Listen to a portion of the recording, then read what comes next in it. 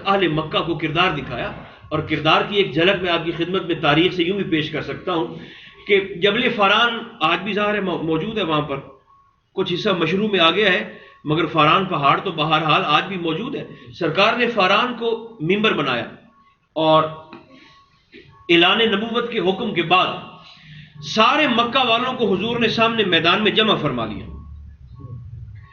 اور سب سے مخاطب ہو کر آقا علیہ السلام ارشاد فرماتے ہیں، مکہ والوں، آج اگر میں تم سے کہوں کہ اسی فاران پہاڑ کے پیچھے سے ایک لشکر آ کے ابھی تم پہ حملہ کرنے والا ہے تو بتاؤ میری بات کو مانو گے؟ ابو جہل سردار تھا، وہ آگے آیا اور حضور سے کہتا ہے، بھتیجے ہمیں پتہ ہے پہاڑ کے پیچھے سے لشکر کوئی نہیں آ رہا، لیکن اس کے باوجود، یہ پتہ ہونے کے باوجود کہ لشکر نہیں آ رہا، اگر آپ کی زبان سے نکل جائے تو ہم سمجھیں گے ہم مکہ والے اندھے ہو گئے، مگر محمد کی زبان کبھی جھوٹ نہیں بولتی. گویا اپنی نگاہوں پر، اپنی آنکھوں پر ہم شک کر سکتے ہیں، مگر آپ کی زبان پر شک نہیں کر سکتے. تو سرکار نے فرمایا میری زبان پر اتنا ہی اعتبار کرتے ہو تو یہ بھی تو میں ہی کہتا ہوں نا کہ یہ 360 جھوٹے ہیں، وہی ایک سچا ہے جس کی بارگاہ میں مجھ مصطفیٰ کی جبین نیاز جھکتی ہے.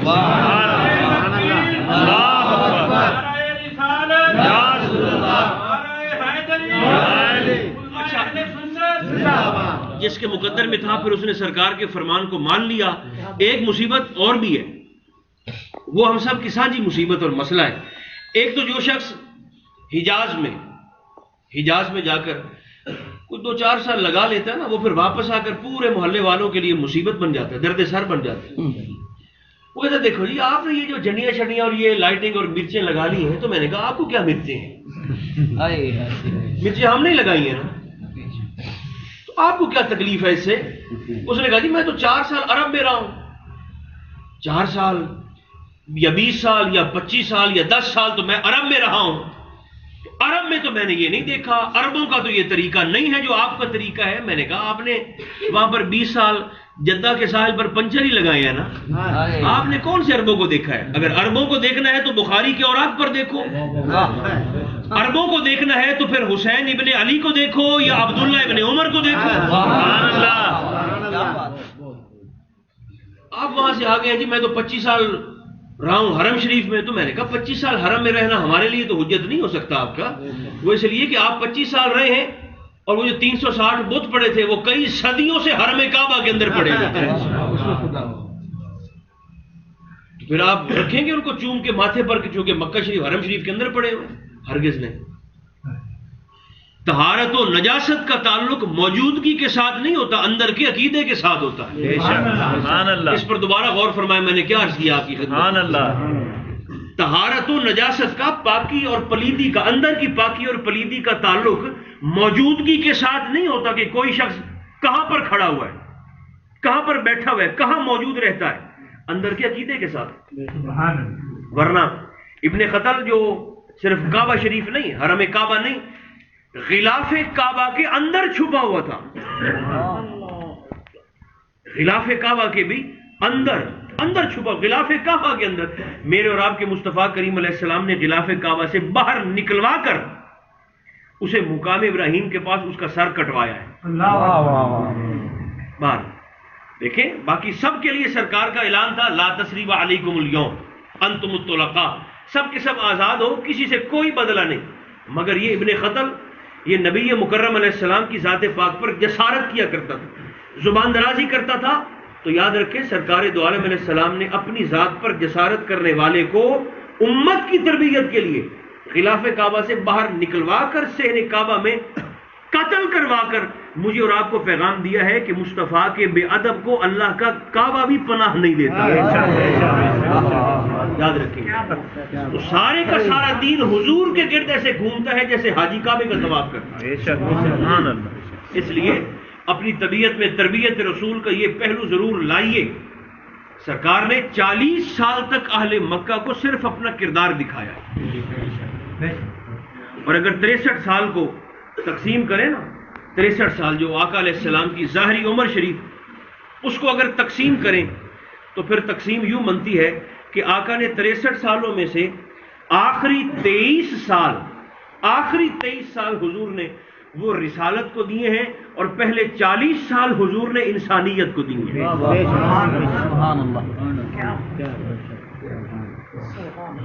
رسالت کے 23 سال ہیں باقاعدہ، یعنی حضور نبی تو اس وقت بھی تھے جب سرکار آدم علیہ السلام ابھی مٹی اور پانی کے درمیان تھے، نبی تو اس وقت بھی تھے نا، نبی نہیں، حضور بظاہر اعلان نبوت کے بعد 23 سال رسالت و نبوت کے پیغام کے، اور پہلے 40 سال حضور علیہ السلام نے انسانیت کے۔ اچھا مسلمان بننے سے پہلے ضروری ہے اچھا انسان بننا۔ گندا انسان اچھا مسلمان ہو ہی نہیں سکتا۔ جس کے رویے سے پڑوسی پریشان ہو، بیوی بیٹھ کر جولیاں اٹھا کر بددعائیں کرتی ہو، ابا جی گھر میں آئے تو بچے سہم کے بیٹا کسی طرف گھس جائے، بیٹی کسی طرف گھس جائے، ایسا نہیں۔ اگر باپ کے آنے سے ایسا ہوتا ہے تو یہ باپ تو فیل ہے، یہ تو 0/0 ہے کہ بچوں کو ایسا دبا کے رکھا ہے کہ بیٹا اور بیٹی اپنے دل کی بات ہی اپنے ابا جی سے نہیں کر سکتے، پڑوسیوں سے، فیملی میں اور لوگوں سے کہتے ہیں کہ آپ کہیں نا ابا جی سے ایسا کر دیں۔ مولا کائنات، امیر کائنات سرکار علی مرتضیٰ آپ فرماتے ہیں، آپ نے ہمیں اولاد کی تربیت کا طریقہ بھی ارشاد فرمایا ہے۔ مولا کائنات، کیونکہ میلاد النبی کی محفل صرف محفل نہیں ہوتی، باقاعدہ کلاس بھی ہوتی ہے جس میں میں نے اور آپ نے سیکھنا بھی ہوتا ہے۔ تو مولا کائنات فرماتے ہیں اپنے بچوں کی تربیت کیسے کرو، حضور کیسے کریں؟ آپ نے فرمایا پہلے 10 سال اولاد کے خادم بن کے گزارو۔ کیا بن کے؟ خادم، پہلے 10 سال۔ اچھا ہم کیا کرتے ہیں؟ 3 سال کے بچے کو ابھی اس کا پیمپر چھوٹے 1 ہفتہ گزرا ہے، ابھی اس کی نیپی کو چھوٹے ہوئے 2 ہفتے گزرے ہیں، ہم 3 سال کے بچے کو کان سے پکڑتے ہیں اور جا کر مسجد میں بٹھا دیتے ہیں، یا جا کر اس کو اسکول میں ہم داخل کروا دیتے ہیں، یا اس کو ہم مدرسے میں جا کر داخل کروا دیتے ہیں۔ اگر ایک ماں سے وہ ایک 3 سال کا بچہ نہیں سنبھالا جاتا تو کلاس میں ایک ٹیچر سے 50 بچے کیسے سنبھالے جائیں گے؟ 7 سال تک تو شریعت بچے کو نماز کا نہیں کہتی، آپ اور میں 3 سال کے بچے کو افلاطون بنانے کے چکر میں ہیں۔ 10 سال مولا کائنات فرماتے ہیں خادم، اولاد کے خادم بن کے گزارو، اور مہربانی فرمائے خادم اپنے مخدوم کو تھپڑ نہیں مارا کرتے۔ بچوں کی ذہنی صلاحیتوں کو، وہ وقت اب گزر گئے زمانے جہالت کے کہ جیسے ہم پلے ہیں اور ہم سمجھتے ہیں کہ پھر ہم ویسے آگے بچوں کو بھی ویسے ہی پورا کا پورا فیض منتقل کریں۔ تو خدا را اب چونکہ علم اگر آ گیا ہے اور اللہ رب العزت نے مہربانی فرما دی ہے اور باتیں آشکار ہونا شروع ہو گئی ہیں، تو پہلے 10 سال مولا کائنات فرماتے ہیں اولاد کے خادم بن کے گزارو۔ کرنی خدمت ہے اور محبت ہے، اپنی توفیق اور بساط کے مطابق اچھا کھلائیں، اچھا پہنائیں، اچھا پڑھائیں، اچھی تربیت کریں۔ 10 سال، پہلے 10 سال اولاد کے خادم۔ فرمایا اگلے 10 سال 11 سے 20 تک یہ فرمایا اولاد کے حاکم بن کے گزارو۔ کیا بات ہے! جو بچے کے بگڑنے کی عمر ہے 11 سے 20 تک، کیونکہ 11 سے 20 تک لوہا نرم ہوتا ہے نا، تو پھر جو بھی چوٹ مارتا ہے وہ پھر اسے اپنی مرضی سے موڑ لیتا ہے۔ پہلے 10 سال خادم، اگلے 10 سال حاکم۔ بیٹے اور بیٹی کے دوستوں پر، سہیلیوں پر نظر رکھے، گھر سے کب جاتا ہے، کب آتا ہے، کہاں بیٹھتا ہے، کیا کرتا ہے، نظر رکھے۔ حاکم، پہلے 10 سال خادم، اگلے 10 سال مولا کائنات فرماتے ہیں حاکم، اور اگلے 10 سال اور باقی کی ساری زندگی اولاد کے دوست بن کے گزارو۔ کیا بات ہے! بھائی ظاہر ہے اگر ابا جی دوستی نہیں کریں گے بیٹے سے تو پھر کسی نے تو کرنی ہے، بیٹی سے ماں دوستی نہیں کرے گی تو پھر کسی نے تو کرنی ہے نا۔ اس لیے انسان کی یہ فطرت ہے۔ تو آپ فرماتے ہیں پہلے 10 سال خادم، اگلے 10 سال حاکم، اور اگلے 10 سال پھر اولاد کے دوست بن کے تم گزارتے، 21 سے 30 تک اور پھر ساری کی ساری زندگی۔ آقا علیہ السلام نے اپنے کردار کی عظمت سے جو بات لوگوں کے دلوں میں پہنچائی ہے اور بٹھائی ہے، تو یہ حضور کی یہ تربیت کا اثر ہی ہے نا کہ آج 1500 سال کے بعد جب لوگ اپنے باپ دادا کے ناموں کو بھول جاتے ہیں، باپ دادا کی قبروں کو بھول جاتے ہیں کہ کہاں پر ہیں، آج 15 صدیوں کے بعد بھی مصطفیٰ کی حکومت ہمارے دلوں پر ویسے ہی قائم ہے جیسی روز اول سے اہل ایمان کی طرح. آقا کے اخلاق کریمہ کی. کیونکہ وقت بھی ہونے والا ہے، میں کچھ امثلہ آپ کی خدمت میں جلدی سے عرض کر دیتا ہوں. اس کے بعد یہ فیصلہ کرنے میں بھی سہولت اور آسانی ہو جائے گی کہ اسلام تلوار سے پھیلا ہے یا حضور کے پیار سے پھیلا ہے. یہ بھی تو مغالطہ ہے نا لوگوں کو کہ صحابہ کا جس بستی پر دل چاہتا تھا تلواریں لے کر چڑھ دوڑتے تھے اور زبردستی کہتے تھے کہ یا تو کلمہ پڑھ لو یا پھر مرنے کے لیے تیار ہو جاؤ. تو یہ حضور علیہ السلام کی 2-3 سیرت طیبہ سے مختلف پہلو ہیں. یہ میں آپ کی خدمت میں عرض کر دیتا ہوں جلدی سے. اور وہ دور ایسا تھا، یاد رکھیں، وہ زمانہ ایسا تھا فراوانی کسی شے کی بھی نہیں تھی.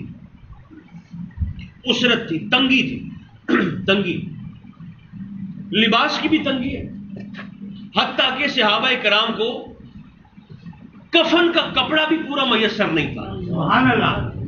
آقا علیہ السلام کے چچا ہیں نا حضرت امیر حمزہ رضی اللہ تعالیٰ عنہ، جن کے متعلق فرمان ہے، آقا نے فرمایا کہ یہ میرے چچا میری آنکھیں بھی ہیں اور میرے کان بھی ہیں. میں مصطفیٰ دیکھتا بھی ان کے ذریعے سے ہوں، میں سنتا بھی ان کے ذریعے سے ہوں. حضرت امیر حمزہ. اور یہ بڑے زبردست شکاری بھی تھے. شکار کا بڑا شوق تھا، بڑا زبردست آپ کا نشانہ بھی تھا. میں نے ایک حدیث پاک عرض کی ہے جمعے پر، آپ کی خدمت میں بھی عرض کر دیتا ہوں. یہ شکار سے میرے ذہن میں آئی ہے.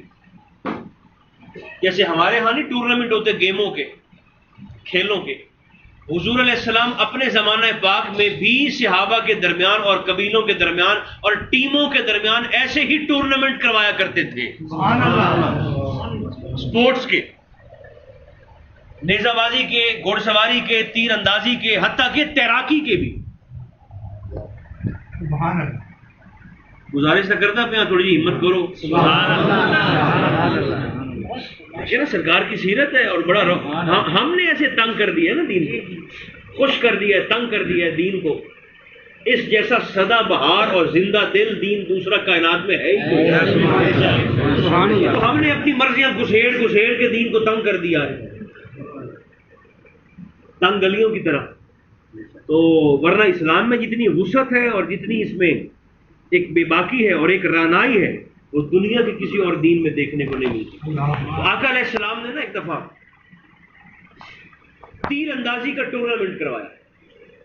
حدیث پاک 2 ٹیمیں تھیں. ایک ٹیم تھی قبیلہ بنی اسلم کی اور دوسری ٹیم تھی قبیلہ بنی اسماعیل کی. جاتے رہیں گے آپ. یہ 2 ٹیمیں تھیں جن کے درمیان حضور علیہ السلام نے تیر اندازی کا مقابلہ کروایا. بنی اسلم اور بنی اسماعیل. بہت شکریہ. بنی اسماعیل، یہ 2 ٹیمیں. تو دونوں نے آپس میں مقابلہ کیا، تیر اندازی کی، تیر چلائے یا جو بھی طریقہ تھا تیر چلا کر مقابلہ کیا. تو آقا علیہ السلام اپنی مسند سے اٹھے اور قبیلہ بنی اسلم کی ٹیم کے پاس جا کر حضور نے فرمایا بھئی تمہارے باپ دادا تو بڑے زبردست تیر انداز تھے. سرکار نے فرمایا اس ٹیم سے تمہارے آبا تمہارے اجداد تو بڑے زبردست تیر اندازی میں ماہر تھے. تو فرمایا تم بڑے ڈھیلے ہو، ان پر اور تیر چلاؤ، اور تیر چلاؤ، شدت سے ان کا مقابلہ کرو. اور سرکار نے یہ بات فرما کر حضور نے فرمایا میں بھی تمہارے ساتھ ہوں. بنی اسلم سے ایک اخلاقی سپورٹ تھی نا، تو سرکار نے فرمایا میں بھی تمہارے ساتھ ہوں، ان پر اور تیر چلاؤ. تمہارے باپ دادا کا یہ کام تھا. اب جب دوسری ٹیم نے سنو نا، بنی اسماعیل کی ٹیم نے، کہ آقا علیہ السلام نے فرمایا کہ میں بھی تمہارے ساتھ ہوں، ان پر اور تیر چلاؤ، انہوں نے جوابی تیر چلانے بند کر دیے. ادب رسول بھی دیکھیں، صرف دیواریں کالی کرنے سے کوئی صحابہ کا نوکر نہیں بن جائے گا. حیا بھی صحابہ والا ہی چاہیے نا. آپ اگر بول سکتے ہیں تو سوچنے کا تو سوال ہی پیدا نہیں ہوتا. صرف ایسے جھنڈے اٹھانے سے اور رنگ برنگے نعروں سے اور ایسے دیواروں پر نعرے لکھنے سے کوئی تھوڑا صحابہ کا فیض مل جاتا ہے. صحابہ سے اگر اتنی چیزیں لے لی ہیں آپ نے تو تھوڑا سا حضور کا حیا بھی لے لینا تھا.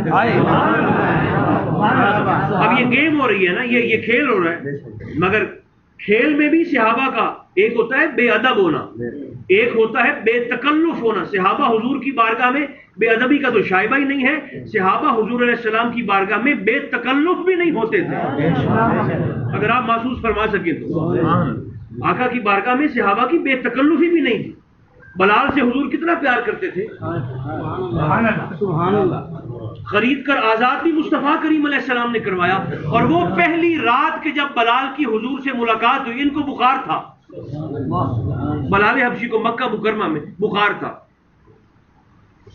آقا فرماتے ہیں میں دیوار کے باہر سے گزرا, امیہ بن خلف کے گھر کے باہر سے, تو مجھے اندر سے کسی کے اونگنے کی اور کراہنے کی اور رونے کی آواز آئی. تو فرماتے ہیں میں رک گیا اور میں نے اندر جھانک کر دیکھا تو سردیوں کا موسم تھا, ٹھٹھرتی ہوئی رات تھی مکہ مکرمہ کی, اور بلال حبشی بخار میں تڑپ بھی رہے ہیں اور باہر بیٹھ کر برہنہ جسم, کرتا بھی نہیں ہے جسم پر, تو بیٹھے رو بھی رہے ہیں, کرا بھی رہے ہیں, اور بیٹھے جو پیس رہے ہیں. تو سرکار فرماتے ہیں کہ پھر نبی تو ہوتا ہی کریم ہے. حضور فرماتے ہیں میں نے دیکھا نا تو میں پھر اندر آ گیا. یہ پہلی ملاقات تھی بلال حبشی کی نبی مکرم علیہ السلام. آقا فرماتے ہیں میں اندر آیا تو میں نے بلال سے کہا بھائی روتے کیوں ہو؟ اس نے کہا جی میں امیہ کا غلام ہوں, مجھے بخار ہے, اور میرے مالک نے یہ مجھے کچھ جو دیے ہیں کہ یہ تو نے پیسنی ہے صبح تک, ورنہ تیری چمڑی ادھیڑ لوں گا. تو روتا ہوں, بخار ہے, لباس بھی نہیں ہے, ٹھٹھرتی رات ہے, کام بھی کرنا ہے, ہوتا بھی نہیں ہے. حضور علیہ السلام نے فرمایا اچھا ٹھیک ہے. آقا واپس پلٹے نا تو روتے روتے بلال ہنس پڑے, اور ہنس کر, چونکہ جانتے نہیں نا, ہنس کر سرکار سے کہنے لگے آپ بھی پوچھ کر دوسروں کی طرح واپس جا رہے ہیں, آپ بھی جا رہے ہیں نا؟ سرکار نے فرمایا آتا ہوں. حضور تشریف لے گئے, کھجوریں بھی لے آئے, پیالے میں گرم دودھ بھی لے آئے, اور بلال کو وہاں سے اٹھایا اور جا کر بستر پہ لٹا دیا. فرمایا یہ کھا لو, یہ پی لو, یہاں آرام کرو. میرے جو سرکار نے فرمایا میں پیستا ہوں.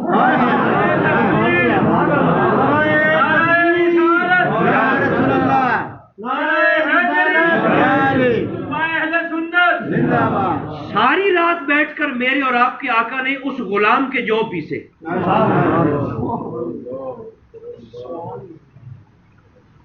یہ پیار جو دیا نا حضور نے, تو یہ سرکار کے پیار کا اثر تھا کہ بلال کے ہاتھوں میں اور پیروں میں کیل گڑے ہیں, کیل, ایسے کیل پیروں میں بھی ہاتھوں میں بھی.